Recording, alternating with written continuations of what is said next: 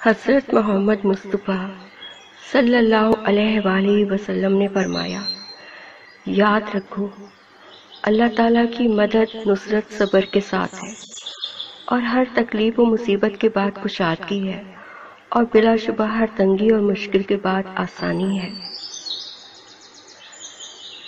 رسول خدا صلی اللہ علیہ وآلہ وسلم کا ارشاد گرامی ہے، جو شخص قرآن پاک دیکھ کر پڑھتا ہے اللہ تعالیٰ اس کی آنکھوں سے فائدہ اٹھانے کا موقع دیتا ہے جب تک کہ وہ دنیا میں رہے، یعنی اس کی آنکھوں کی بینائی موت تک باقی رہتی ہے۔